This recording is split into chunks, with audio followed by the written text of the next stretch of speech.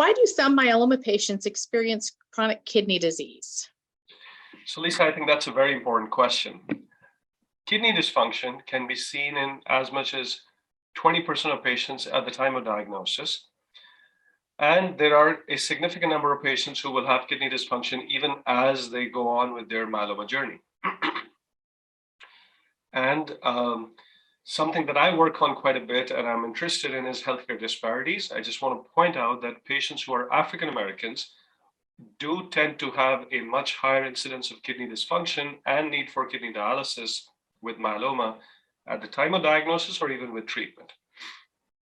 Now, I mentioned that these, or we discussed previously that these plasma cells that normally live in the bone marrow, they produce these proteins, and these proteins, heavy chains, light chains, they're a part of our body's immune system.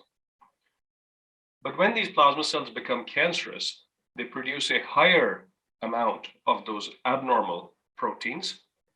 These proteins circulate in the blood, and they frequently get deposited in the kidneys.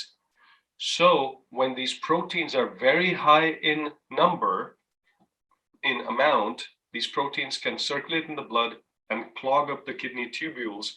And that's where some chemical reactions also happen and kidney damage can occur. When somebody gets diagnosed with myeloma and they have kidney dysfunction, we have the opportunity to reverse that kidney dysfunction if we treat the disease appropriately and with the right kind of drugs fast enough. In fact, there is some older data, study data, which shows that if within the first 2 months we are able to reverse the kidney function, then it is no longer a prognostic significant marker.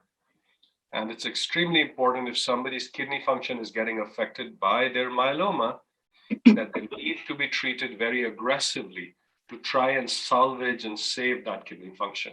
Because the longer the kidney dysfunction stays, it is quite possible that it may become irreversible.